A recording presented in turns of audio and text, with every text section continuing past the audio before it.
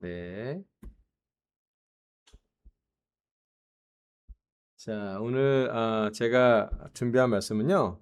사랑의 사도 요한의 노년의 편지 네 번째 시간이고요. 빛 가운데 산다는 것은이라는 주제로 말씀을 준비했습니다.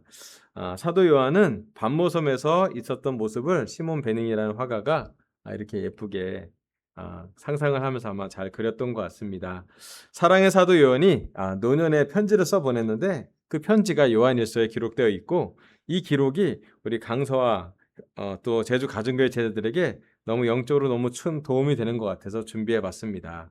그중에 오늘은 요한일서 2장 7절부터 11절까지 말씀을 중심구절인데요. 같이 한번 읽어보도록 하겠습니다. 7절 사랑하는 여러분 시작. 사랑하는 여러분, 내가 여러분에게 써 보내는 것은 새 계명이 아니라 여러분이 처음부터 가진 옛 계명입니다. 그 옛 계명은 여러분이 들은 그 말씀입니다. 나는 다시 여러분에게 새 계명을 써 보냅니다. 이 새 계명은 하나님께도 참되고 여러분에게도 참됩니다. 어둠이 지나가고 참 빛이 벌써 비치고 있기 때문입니다. 빛 가운데 있다고 말하면서 자기 형제 자매를 미워하는 사람은 아직도 어둠 속에 있습니다. 자기 형제 자매를 사랑하는 사람은 빛 가운데 머물러 있으니 그 사람 앞에는 올무가 없습니다. 자기 형제 자매를 미워하는 사람은 어둠 속에 있고 어둠 속을 걷고 있으니 자기가 어디로 가는지를 알지 못합니다. 어둠이 그의 눈을 가렸기 때문입니다. 아멘. 노년의 사도 요한은 사도 요한일서 1장도 그랬지만 2장의 7절부터는 다시 한번 빛과 어둠에 대해서 또 같이 이야기하고 있습니다. 그리고 요한일서 1장 7절에 들어가는 부분은 사랑하는 여러분이라고 다시 한번 사랑을 표현합니다. 요한일서 아까 2장에 처음에도 얘기할 때는 가족 여러분이라고 표현했거든요. 자녀 여러분이라고 표현했고요. 7절부터는 다시 또 사랑하는 여러분이라는 단어로 시작을 합니다. 요한에게는 교회가 사랑하는 대상이요, 가족이요, 사랑을 알아가는 곳이고 사랑을 실천하는 곳이었습니다. 자, 그래서 사도 요한이 쓴 글 중에는 사랑이 참 많이 들어가고요. 그 다음에 빛과 어둠에 대해서도 많이 들어가고 있습니다. 아마 노년이기 때문에 점점 어두워지고 있는 자기의 눈, 자기의 상태, 자기의 몸에 비해서 빛을 되게 사랑했던 것 같고 빛 가운데 걸어가는 것이 얼마나 그에게 중요한지 또 영원한 생명이 얼마나 빛과 연결되어 있는지를 사도 요한은 지속적으로 교회 제자들에게 알려주고 있습니다. 그중에 오늘은 9절과 10절이 중심 구절인데요. 제가 한번 읽어볼게요. 빛 가운데 있다고 말하면서 자기 형제자매를 미워하는 사람은 아직도 어둠 속에 있습니다. 자기 형제자매를 미워하는 사람은 사랑하는 사람은 빛 가운데 머물러 있으니 그 사람 앞에는 올무가 없습니다. 아멘. 오늘 저 첫 번째 포인트는요. 빛 가운데 머문 사람 앞에는 올무가 없습니다. 여기 그림을 보면요. 조토티 본도네라는 사람이 유다의 입맞춤이라는 그림이에요. 제가 이 그림을 보려면 이걸 좀 줄여야겠네요. 오케이. 그림을 보시면 알겠지만 중간에 예수님과 유다가 이제 뽀뽀하는 장면. 사실은 정확히 얘기하면 그 당시 1세기 유대인들의 인사인데 예수님이 끝까지 자신을 배신한 유다도 친구로 받아들이는 장면이고요. 반대로 저기 이제 보시는 분은 포인트 쪽으로 보는 왼편에 보면 이렇게 성어 아우라가 하나 있는 부분이 귀를 자르는 사람이 나오죠. 베드로입니다. 예, 그 베드로가 또 종의 귀를 자르는 모습이 되는데 아주 대비되게 그다음에 율법학자나 바리새파스들은 공격형으로 예수님을 대적하고 있고 거기에 함께 그 방향으로 온 유다가 볼 수 있고요. 그런 유다를 예수님은 입맞춤하면서 인사를 하는 장면입니다. 사실은 예수님이 유다를 사랑하기 정말 어려운데도 불구하고 끝까지 사랑했다는 것을 성경은 기록하고 있고 또 십자가에 가는 그 과정의 첫 단추가 사랑을 포기하지 않았던 예수님이 그 유다와 입맞춤을 하면서 시작하는 장면이라고 볼 수가 있습니다. 그 빛 가운데 머문 사람은 올무가 없다고 했는데요. 자, 넘어가서 첫 번째 구절 빛 가운데 있다고 말하면서 자기 형제 자매를 미워하는 사람이 누굴까요? 당시 초대교회 1세기 거의 말에 빛 가운데 머물면서 자기 형제를 미워하는 사람이 있었겠죠. 상상을 해 볼게요. 이게 성경 말씀을 두 가지 방향으로 우리가 소통할 수 있잖아요. 하나는 우리가 원래 그 시대의 그 수신자들, 그 편지를 썼으면 발신자가 사도 요한이니까 수신자는 그 시대의 제자들이었을 텐데 그 제자들 중에 어떤 사람인지 그 시대를 한번 조명해 보는 것이고요. 또 반대로 제가 좀 설교 때 많이 하지만 그 시대의 말씀이 정말 통용되는 진리라면 현재 우리한테도 적용이 될 거 아니에요. 우리 현재 강서와 제주 가정교회제도 적용이 될 텐데 그것으로 한번 볼 수 있는 부분이 있습니다. 양방향으로 다 볼 수 있는 게 성경적인 조명이라고 볼 수가 있어요. 그중에 첫 번째 우리가 좀 집중해야 될 부분은 뭐냐면 빛 가운데 있다고 말하면서 자기 형제자매를 미워하는 사람이 있었다라는 거예요. 누굴까요?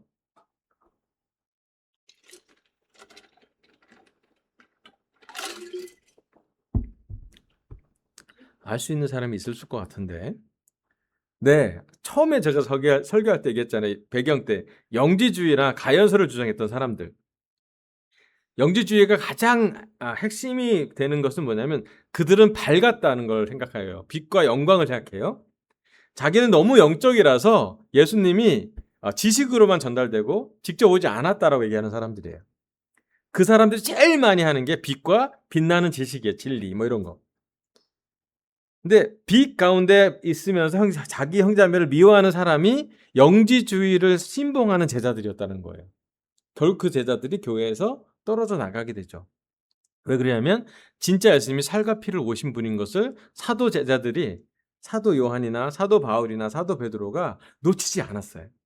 나는 예수님이 실제로 안 온 게 아니라 실제로 만져봤고 안아봤고 같이 잠을 잤고 같이 먹어봤기 때문에 그냥 저 멀리 어떤 지식으로 전해지거나 실제로 오지 않았던 곳으로 보는 것이 아니라 예수님은 참 사람이었고 참 하나님이었다고 둘 다 공존했다라고 보는 게 그 사도들이 놓치지 않았던 진리였던 거예요. 너무 우리랑 멀리 떨어져 있던 형이상학적인 거나 또는 추상적인 거나 어떤 저 멀리 안 보이는 누군가가 온 것이 아니라 하나님이 직접 예수님을 우리에게 보내셨다라는 게 핵심이에요. 1차적으로 해서 빛 가운데로 말하면서 자기 형제자매를 미워하는 사람은 정확히 얘기하면 영지주의 사람들이 다른 제자들, 영지주의 않는, 지식이 열려있지 않는 또는 좀 약간 무지하게 믿는 사람들을 무시하게 하면서 분리가 되는 것을 사도 요한은 막았고 사도 베드로도 막았고 사도 바울도 너무 그 사람들 조심하라고 늑대와 같은 개와 같은 사람들이라고 표현할 정도로 강하게 얘기하는 그런 사람들이었어요. 그런데 이제 그때 영지주의라면 이제 우리한테 한번 그 당시는 그런 모습이 있다면 현재 21세기 대한민국 또 서울과 또 수도권과 우리 제주 제자들한테 적용해 보면 어떤 것이 있는지 한번 봤으면 좋겠어요. 그중에 하나가 뭐냐면 올무에 대한 얘기입니다. 여러분 올무 뭔지 아시죠? 요렇게 생겼습니다. 이게 이제 올무 그림인데요. 제가 어렸을 때 올무 많이 났습니다. 저뿐만 아니라 삼촌들이 많이 났죠. 아저씨들이 많이 나와서 우리는 뭐 이렇게 뭐 노루도 잡고 멧돼지도 잡고 토끼도 잡고 했던 것 같아요. 단백질이 너무 부족한 시대에 산골에서 살았습니다. 자, 세번역은 올무라고 표현되어 있고요. 개역개정에는 꺼리낌이라고 표현되어 있습니다. 헬라어로 스칸달론이라는 뜻인데 걸려 넘어지게 하는 장애물, 함정, 죄로 이끄는 유혹, 덫을 놓는 것, 범죄 처벌의 이유를 그 올무라고 표현하기도 합니다. 신약성경은 배교나 범죄토록 하는 유혹을 가르친 것으로 거리낌인 또는 올무라고 표현합니다. 빛 가운데 거하며 살아가는 자는 스스로에게 걸림돌이 되지 않을 뿐더러 타인에게도 걸림돌이 되지 않는다고 합니다. 즉 올무 거리낌은 죄로 이끄는 유혹, 함정에서 시작해서 계속 죄를 더 짓게 만드는 악순환을 의미한다고 합니다. 자, 보시면 알겠지만 우리 올무를 놓는 건 짐승을 잡기 하잖아요. 근데 한번 올무에 걸리면 이렇게 빠져나가려고 발버둥 치잖아요. 그럴수록 더 조여지죠. 그죠? 여기 올무가 바로 죄의 속성이라고 합니다. 우리가 한번 죄를 지면 죄를 안 지려고 노력하자마자 또 죄를 짓죠. 어떤 죄는 반복성을 불러오릅니다. 한번 죄를 진 것만 아니라 두 번, 세 번 더 강하게 더 자주 죄를 불러올 때가 있어요. 이게 죄의 속성이기도 합니다. 사탄이 우리한테 놓은 가장 큰 올무 거리낌 중에 하나가 죄라는 것으로 우리를 아주 끊임없는 하나님과 관계를 끊어 놓는 그런 관계로 만들어 놔요. 죄를 안 지려고 노력하면 노력할수록 우리에게는 올무에 더 강하게 조여드는 그런 현상을 맞아들이게 됩니다. 자, 우리에게 올무가 잘 보인다면 우리는 빛에 있는 사람들이라는 거예요. 이것도 빛이 있으니까 이렇게 올무가 보인 거겠죠. 밤에는 잘 안 보인다고 얘기를 합니다. 안 보이기 때문에 잡히는 거겠죠. 마찬가지죠. 만약에 우리가 삶에 진짜 우리 영적인 삶에 빛이 있다면 우리 삶에 죄를 짓게 만드는 것 또는 죄를 짓는 것을 올무라고 잘 볼 수 있을 거예요. 아멘. 반대로 내가 올무에 걸린지도 아닌지도 모른다면 진짜 우리는 어둠에 있는 것이라는 거예요.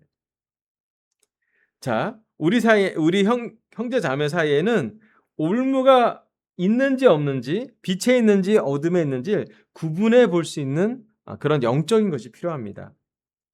자, 이제 이 올무를 양쪽으로 다시 또 해석해 볼게요. 우리 중에 있는 우리가 죄를 짓게 하는 또 죄를 짓고 나서 오는 악순환의 굴레를 생각해 본다면 우리에게 두 가지 악순환이 있습니다. 첫 번째로는요. 우리 주위에 완벽주의나 율법주의가 강한 사람 형제자매들이 있을 거예요. 특히 오래된 세대들도 강한 죄에 대한 기준을 알기 때문에 쉽게 빠질 수 있는 게 뭐냐면 한 번 죄를 지면 계속 그 완벽주의에 걸려있기 때문에 율법주의에 걸려있기 때문에 죄를 처벌받아야 되는 생각으로 우리를 이렇게 사로잡을 때가 있어요. 우리는 용서받았고 사랑받은 사람임에도 불구하고 처벌받는 것을 두려워하는 영으로 우리를 바꿔놓습니다. 그 바꾼 것이 지속적으로 더 죄를 짓게 만드는, 한 번 완벽하지 않으면 계속 완벽해지지 않는, 한 번 율법에서 어겨지면 계속 율법에서 벗어나게 되는 그런 악순환을 만드는 첫 번째 올무가 있어요. 한 번 죄를 지는 것뿐만 아니라 그 죄를 계속 가속화하거나 반복되게 만든다는 것이에요. 죄책감에서 나오기가 쉽지 않습니다. 두 번째 올무는 어떤 올무냐면 너무 방종해서 내 마음에 거리낌이 있는데 해결하지 않고 방치하는 거예요. 어떤 것은 내 마음엔 거리키지 않는다 그러고 딴 사람의 생각대로 또 아예 생각하지 않는 것도 있고요. 너무 자유가 극대화돼서 방종으로 치닫게 되면 그렇게 되면 될수록 우리 마음이 또 썩어집니다. 여러분, 우리 마음에 거리낌이 있으면 하나님이 빛을 쬐서 해결하라고 얘기하시는 거예요.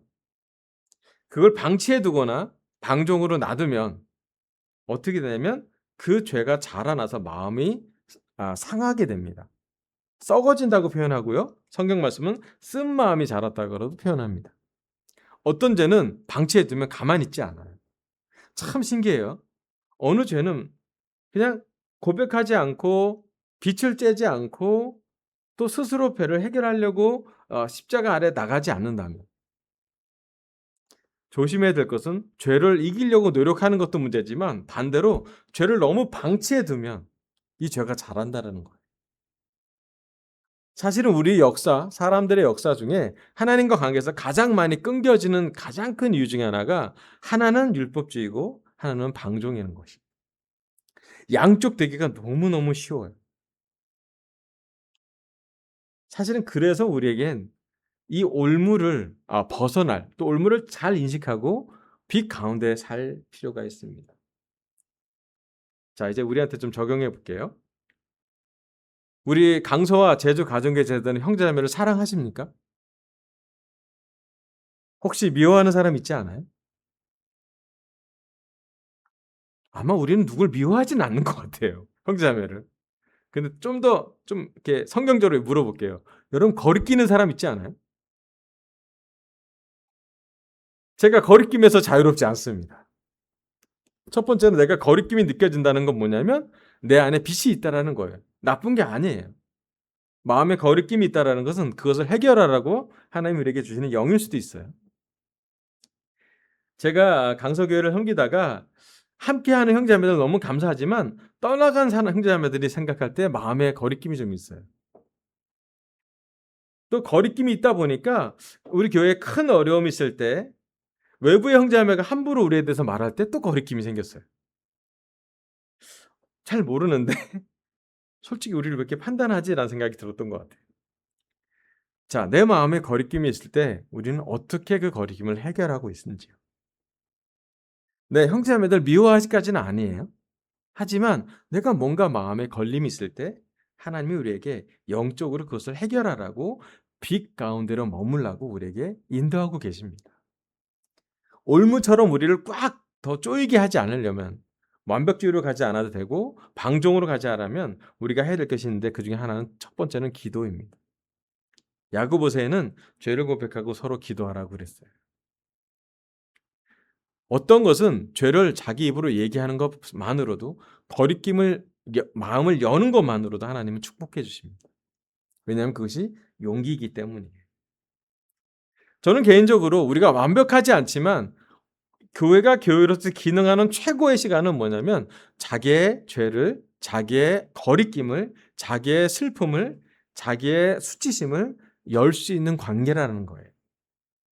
첫 번째는 그 관계가 기도예요. 하나님께 기도하세요. 하나님, 나 이거 좀 마음에 걸리는 것 같아요. 하나님, 이 걸림을 해결할 수 있도록 힘을 주세요라고 얘기할 필요가 있어요. 두 번째로는 여러분의 거리낌에 대해서 도와줄 수 있는 형제자매한테 가서 마음을 열고 영적인 도움을 받으라는 거예요.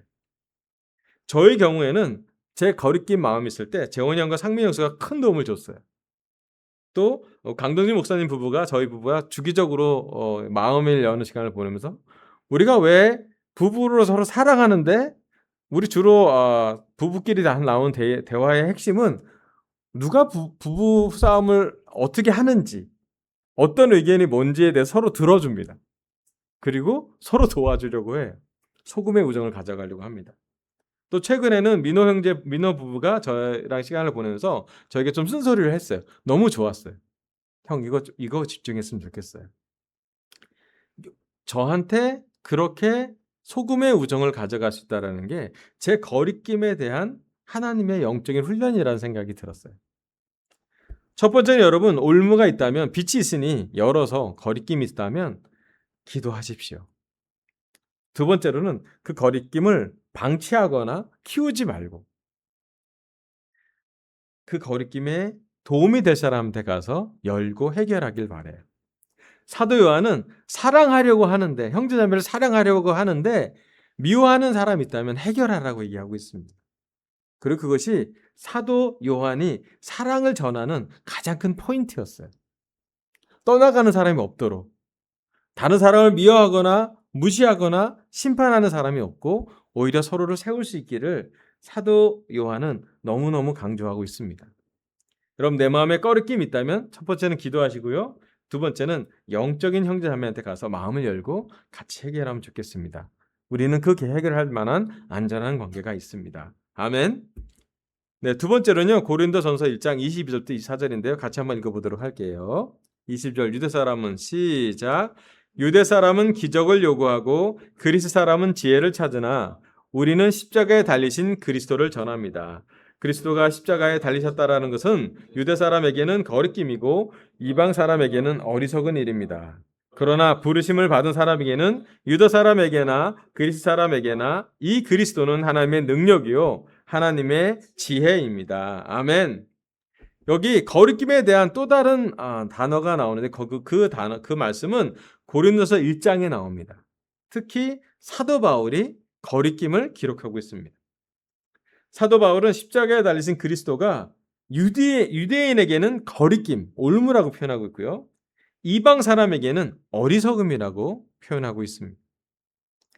오늘 설교 두 번째 포인트는요. 십자가에 달리신 그리스도가 거리낌과 어리석음을 해결해 주십니다. 여기 루벤스라는 화가가 십자가에 달린 그리스도를 이렇게 그림을 그려놨습니다. 그럼 십자가에 달린 그리스도가 얼마나 중요한 복음의 중심인지, 그리고 이 십자가에 달린 그리스도를 이해하고 인식하고 바라보는 것이 우리 삶의 빛 가운데로 가는 아주 중요한 동력임을 사도 바울은 이야기하고 있습니다. 여기 보면 유대 사람은 기적을 요구합니다. 그리스 사람은 지혜를 찾습니다. 자, 이제 우리 두 번째, 아까 제가 성경을 이해하고 적용하는 두 번째 포인트로 가볼게요. 그 당시 유대 사람은 진짜 기적을 요구했어요. 기적이 있을 때 하나님에 함께 한다고 믿었어요. 그래서 예수님이 기적을 많이 보여주셨죠. 그죠? 요즘은 그렇게 많은 기적이 있지 않아요. 왜냐하면 복음이 완성됐기 때문이에요. 뭐 기적이 여전히 있다라고 볼 수도 있습니다. 저희 영역 밖에 어떤 것이 있을 수 있으니까. 또 우리 삶에 많은 은혜를 기적처럼 느낄 수도 있어요. 괜찮습니다. 두 번째로는 그리스 사람은 지혜를 찾았어요. 철학에 빠져 있었고 논쟁하며 그들은 지식을 되게 찾는 것을 원했습니다. 그때 당시 초대교회 고린도 교회 상황이었던 거예요. 그리고 이 유대 사람과 그리스 사람은 제자가 되어서도 같이 하나가 되기가 대단히 어려웠던 걸로 보여집니다. 사도 바울은 어떻게든 그 두 부류의 사람들이 제자라면 하나가 되게 하려고 이 고린도서를 썼던 것 같아요. 하나가 될 수 있는 유일한 방법은 십자가에 달리신 그리스도를 전하는 것이었어요. 그런데 유대 사람은 십자가를 어떻게 보냐면 꺼리키는 것으로 봐요. 왜냐하면 율법으로 보기 때문이에요. 복음으로 보지 않고 율법으로 보기 때문에 그는 죄를 지은 사람이 나무에 달려 죽었구나, 벌을 받았다라고 그 선입견에서 벗어나지를 못하고 있습니다. 율법이 이렇게 써있기 때문이에요. 반대로 이방 사람에게는 지혜롭지 않은 일이었어요. 왜 죄를 지은 사람이 죄를 대가를 치르지 않고 내가 대신 또는 예수님이 대신 죄를 지어야 되는지, 희생양이 된다라는 것은 억울한 일이요 진리에 맞지 않고 의롭지 않다라고 생각을 했어요. 지혜롭지 않다라는 것이죠.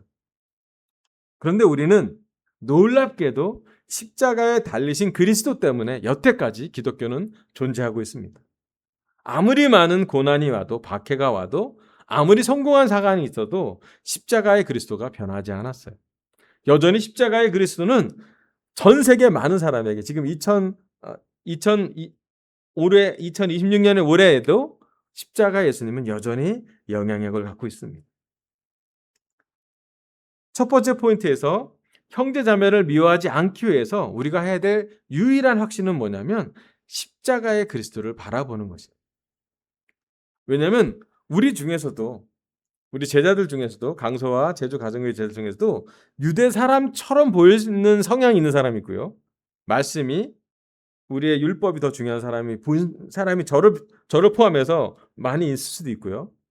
두 번째로는 그리스 사람처럼 지혜를 찾으려고 노력하는 사람이 아직도 있다라는 것이에요. 우리 안에 있겠죠. 누군가는 있을 거라고 생각이 듭니다. 우리가 다른 차이가 있을 때, 다른 가치관, 다른 문화, 다른 언어, 다른 생각을 하고 있을 때 우리를 하나로 만드는 게 무엇일까? 우리를 서로 사랑하려고 만드는 게 무엇일까? 부부가 정말 다른 생각이 있고 남녀의 차이가 있고 남편과 아내의 생각이 다르지만 하나로 만드는 게 뭘까라고 생각하면 십자가에 달리신 그리스도라는 것이. 복음은 정말 놀라운 것은 뭐냐면 유대 사람도 제자로 만들고 그리스 사람도 제자로 만들고 예수님의 제자가 됐을 때 그들은 하나라는 그런 동질감을 가져갈 수 있다는 것입니다. 사도 요한은 깊은 사랑을 느낀 사람이 형제자매를 사랑할 수 있다고 생각했습니다. 사도 바울은 깊은 은혜가 죄보다 깊다라고 선언합니다. 여기 나온 사도들은 모두 십자가에 달리신 그리스도를 전합니다. 그게 신약 성서의 또 서신서의 핵심이에요. 오늘 우리 강서와 제주 제자들이 사랑하는 형제자매를 사랑하는 것이 힘들 때 또는 지칠 때 또는 나랑 너무 생각이 달라서 수용하기 어려울 때 또 나랑 너무 달라서 좀 받아들이기 힘들 때 남편과 아내가 서로를 이해하기 어려울 때 부모와 자식이 대화가 안 될 때 우리 직장에서 나를 자꾸 괴롭힐 때 예수님은 사도 요한은 이 자리에 와서 이 설교를 할 겁니다. 십자가에 달리신 그리스도를 바라보라고요. 십자가에 달리신 그리스도를 볼 때 우리는 삶의 동기가 생기요 또 사랑하는 동력이 생기고 사랑하려고 하는 목적이 생깁니다. 저는 이 세상에 살면서 사람을 보고 사랑하기 쉽지 않은 것 같아요. 나이가 좀 들면 들수록 사람을 보면 지쳐요. 우리가 제자지만 제자들을 서로 볼 때도 어떨 땐 죄성을 볼 수도 있거든요. 약점을 볼 때가 종종 있잖아요. 특히 오래된 남편과 아내가 볼 때 그렇잖아요. 우리 아이들 볼 때도 너무 아이들이 사랑스럽다가라도 갑자기 미워질 때도 있고요. 부모 집은 좀 그렇습니다. 하지만 우리가 한 가지 알아야 될 건 뭐냐면 사람에게서 사랑할 동력이 생기지 않는다는 것이에요. 너무나 자주 우리는 쉽게 나 스스로를 동력을 만들려고 하거나 또는 다른 누구의 사람에게서 동력을 찾으려고 했지만 대부분 그 동력은 한계가 있습니다. 요즘 이렇게 상담을 많이 하는데요. 상담에 두 가지 상담의 차이가 있어요. 세상에 있는 상담 기법은 어떤 거냐면 안에서 밖으로 자기 충족 모델이 많습니다. 자기를 인식하고 자기의 어떤 한계를 보고 자기의 과거를 보면서 자기를 이해하고. 근데 중요한 건 뭐냐면 이 기저 내용이 어떠냐면 "내 잔이 차야 남에게 부을 수 있다." 나를 먼저 챙겨라. 자기 돌봄이 중요하다고 많이 얘기를 해요. 이게 세상 상담에 가장 많은 모델이에요. 그런데 기독교 상담은 좀 다릅니다. 어떻게 다르냐면 위에서 아래로 은혜 충전 모델이라고 좀 달리 있어요. 사랑을 내가 만들어내는 것이 아니라 내가 받은 충분함 거둔 것을 흘려보내 주는 것으로 그 상담이 이루어집니다. 자, 우리가 좀 이해해 볼 필요가 있는 건 뭐냐면 이 말씀이에요. 우리는 그리스도의 사랑을 많이 받아서 사랑을 전해 주는 사람일 뿐입니다. 우리 원래 사랑이 적은 사람들이에요. 사랑이 없고 죄를 졌다가 회개한 사람이지 사랑이 갑자기 많아진 사람들이 아니에요. 다만 오늘도 그리스도의 사랑을 보면서 사랑할 수 있는 기회가 있을 때 사랑하는 것입니다. 여러분, 우리가 우리 주위를 바라보면 실망할 수 있고요. 날씨도 너무 덥고요. 우리 직장을 보면 짜증이 날 수도 있고요. 한계를 느낄 수도 있고요. 우리 가정을 보면 와, 사랑하기 쉽지 않다라고 볼 수도 있어요. 괜찮아요. 심지어 우리 교회를 보고도 실망할 수도 있는 것 같아요. 하지만 성경 말씀 사도 요한은 아주 담대하게 전합니다. 또 사도 바울도 마찬가지죠. 십자가에 달리신 그리스도를 바라보라고 합니다. 십자가는 우리에게 더 노력하라고 말하지 않습니다. 다만 내가 너를 먼저 이만큼 사랑했다라고 기록합니다. 십자가에 달리신 그리스도 사랑을 본 사람은 또 받은 사람은 직접 이해하는 사람은 사랑할 만한 동기가 생기고 사랑할 수 있는 능력, 동력이 생기고 사랑해야겠다는 목적이 생깁니다. 여러분 우리 마음에 거리낌이 있다면 여기 고린도서 나온 말씀을 기억하길 바랍니다. 십자가에 달리신 그리스도를 보고 해결하길 바라요. 우리 삶에 어리석음이 느껴진다면 여러분 지혜를 찾고 있다면 다시 한번 십자가의 그리스도를 바라보길 바랍니다. 자, 설명 마무리할게요. 빛 가운데 산다는 것은 사도 요한, 노년의 사도 요한의 편지 네 번째 말씀을 전했습니다. 첫 번째, 빛 가운데 머문 사람은 올무가 없습니다. 내 마음에 거리낌이 있다면 첫 번째는 기도하시고요. 두 번째는 영적인 형제자매에게 마음을 열어서 해결하시길 바랍니다. 안전한 관계가 있습니다. 두 번째로 십자가에 달리신 그리스도가 거리낌과 어리석음을 해결해 줍니다. 내 마음에 거리낌이 있을 때 십자가에 달리신 그리스도를 보고 해결하길 바라면서 설교를 마치겠습니다. 감사합니다. 광고하고 반응은 따로 듣도록 할게요.